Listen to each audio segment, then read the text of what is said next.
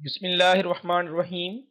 My name is Atif Afzal और मैं ViDHiPPO.com की जानिब से वर्डप्रेस के कोर्स के साथ आपकी खिदमत में हाज़िर हूँ। आज की क्लास में मैं कोड एडिटर के बारे में आपको बताऊंगा। वर्डप्रेस में कोड एडिटर क्या चीज़ है और हमें इसका क्या फ़ायदा होता है। तो हम चलते हैं अपने एडमिन पैनल में, जहाँ पर हमें कोड जो है कोड एडिटर कहाँ पे मिलेगा। पेरेंट्स में हम जाते हैं और यहाँ पर हमें कोड एडिटर के नाम से एक ऑप्शन नजर आती है, तो इस पे ऊपर हम जो है क्लिक करते हैं। तो यहाँ पर जो है, जैसा कि कोड एडिटर से ही मुराद ये है कि यहाँ पर आपकी वर्डप्रेस की तमाम कोडिंग जो है वो यहाँ पर आपको डिस्प्ले की जाती है। पर सबसे पहले तो है, हम यहाँ पर देखेंगे सिलेक्ट थीम टू एडिट के ऊपर। आपने जो थीम जो है वो एडिट की हुई है, जो थीम आपने एक्टिव की हुई है, वो यहाँ से आपकी सिलेक्ट होगी। आप इसके अलावा हमने 3 थीम्स और भी इसमें इंस्टॉल की हुई हैं, या आपने कोई और थीम्स भी यहाँ पे इंस्टॉल की होंगी, वो भी यहाँ पर डिस्प्ले की जाएंगी। आप जिस थीम के ऊपर काम कर रहे हैं उसके अगर कोड में जाकर अगर आप कोई चेंजेस करना चाहते हैं, तो उस थीम को आप यहाँ पर सिलेक्ट रहने दें और उसके बाद उसकी जो तमाम फाइलें होंगी, जैसे कि 404 टेम्पलेट की जो फाइल है, जो वो यहाँ पर नजर आ रही है। इसी तरह ऑथर का टेम्पलेट नजर आ रहा है, कैटेगरी का टेम्पलेट नजर आ रहा है। ये कुछ पीएचपी की फाइलें जो हैं वो आपको यहाँ पर डिस्प्ले की जा रही हैं।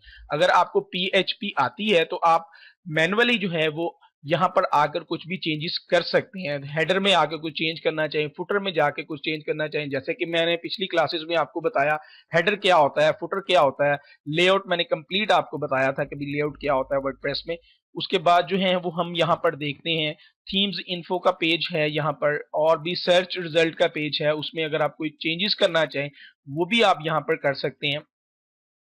उसके बाद यहाँ पर काफी सारे पेजेस हैं। अगर आप स्टाइल शीट के ऊपर अगर सीएसएस समझते हैं आप, तो आप यहाँ पर आकर सीएसएस में भी चेंजेस वगैरह जो है वो इजीली कर सकते हैं। मिसाल के तौर पर यहाँ पर मैं कंटेंट पेज में कोई चेंजेस चाहता हूँ, बल्कि हेडर में कोई चेंजेस चाहता हूँ, तो कभी कभार ऐसा होता है कोई ऐसी प्लगइन्स होती है जिसमें हमें हेडर में जाके जो है वो हमें कुछ चेंज करना पड़ता है, तो वो ऑटोमेटिक नहीं होता। हम जो है वो हेडर में आएंगे। हेडर में आने के बाद यहाँ पर जो है वो हम हेड सेक्शन में उसको पेस्ट कर देंगे, उसकी कोई भी चीज जो है वो हमें जो रिक्वायर्ड की होगी। तो अगर आपको पीएचपी आती है तो आप इसको बहुत आसानी के साथ कर सकते हैं। अव्वल तो आपको जरूरत नहीं पड़ेगी। अगर आपको पीएचपी नहीं आती तो कोई ऐसा मसला नहीं है। तो आप जो है इस एडिटर में काम ना करें, आप मैनुअली तौर पर काम ना करें, आप ऑटोमेटिक जो हमारा जो कंप्लीट कोर्स बताया गया है उसके अंदर जो है वो आप काम करें।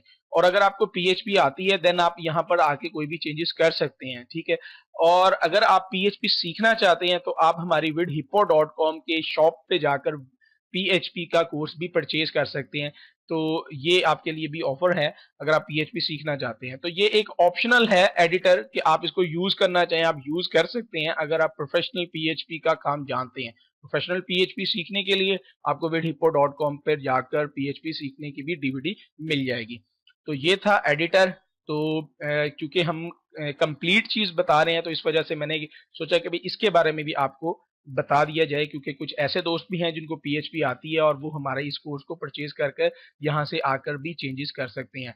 तो उम्मीद है एडिटर के बारे में आप समझ गए होंगे। मिलते हैं नेक्स्ट वीडियो में। अल्लाह हाफिज।